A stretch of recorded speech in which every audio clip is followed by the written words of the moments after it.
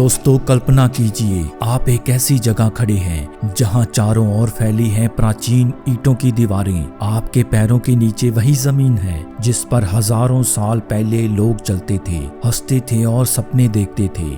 जहां कोई मंदिर की घंटियां नहीं बज रही, कोई महल नहीं दिखता, लेकिन एक शहर की आत्मा अभी भी जिंदा है। ये है सिंधु घाटी की सभ्यता।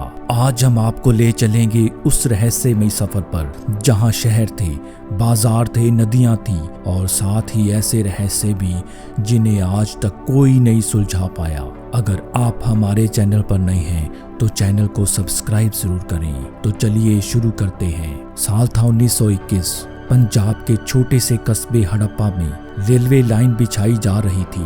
मजदूरों को खुदाई में कुछ अजीब सी बड़ी बड़ी पकी हुई ईंटें मिली।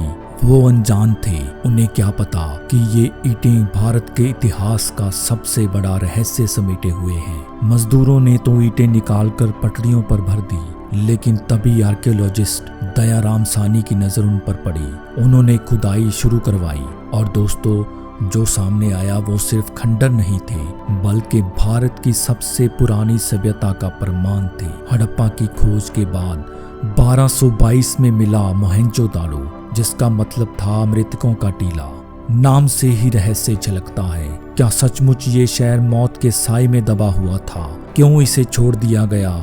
ये सवाल आज भी एक रहस्य है। दोस्तों अगर आप आज दिल्ली, मुंबई की सड़कें देखकर खुद पर गर्व करते हैं तो रुकिए, 5000 साल पहले सिंधु घाटी के लोग ये सब कर चुके हैं। उनके शहर ग्रिड सिस्टम में बने थे, सीधी सड़कों का जाल, एकदम सटीक माप, हर घर पक्की ईंटों के साथ बना था, मानो किसी इंजीनियर ने नक्शा बनाकर काम कराया हो।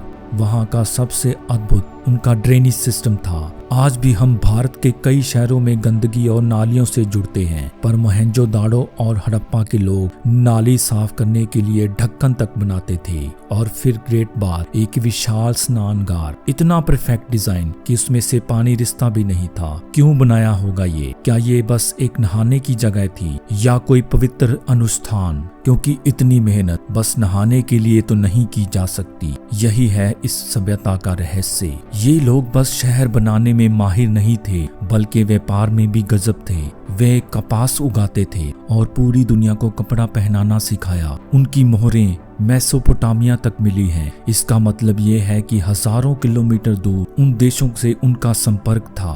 बैलगाड़ी पर लदा हुआ सामान, समुद्र किनारे में व्यापारिक जहाज, ये उनकी आर्थिक ताकत थी। लेकिन सोचिए, उस समय ना ट्रेन थी, ना कार, ना हवाई जहाज, फिर भी वो इतना दूर तक कैसे पहुंचते थे? क्या उनके पास समुद्री मार्गों का कोई गुप्त ज्ञान था? ये भी एक रहस्य है। अब बात करते हैं उन विश्वासों की। उनकी मोहरों पर एक ऐसी रहस्यमयी आकृति मिलती है, एक सींग पहने हुए, चारों ओर जानवर बैठे हुए। क्या ये भगवान शिव का एक रूप है? इसे विद्वान पशुपति महादेव कहते हैं। माँ देवी की मिट्टी की मूर्तियां भी मिली हैं, जो जनन शक्ति और प्रकृति का प्रतीक थी।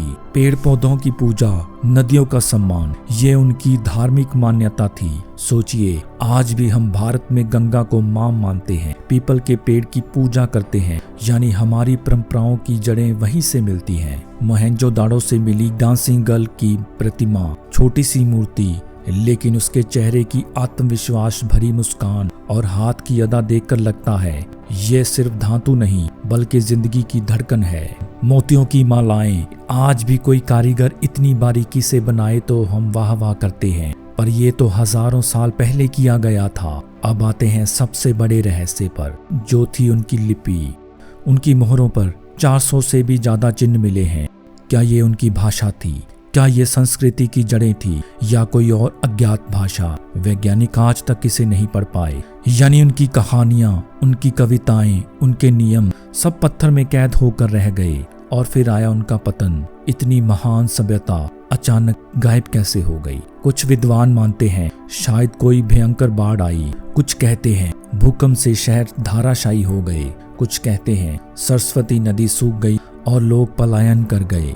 लेकिन असली सच क्या है, ये आज भी अंधेरे में है। मोहनजोदाड़ो के खंडर जैसे फुसफुसाते हैं, हमारा रहस्य अभी बाकी है। दोस्तों, ये सभ्यता मिट तो गई, लेकिन अपनी छाप आज भी हमारे जीवन में है। साफ सफाई पर जोर, नदियों को मां मानना, गांव की बसावट, ये सब उस दौर की ही परंपरा है।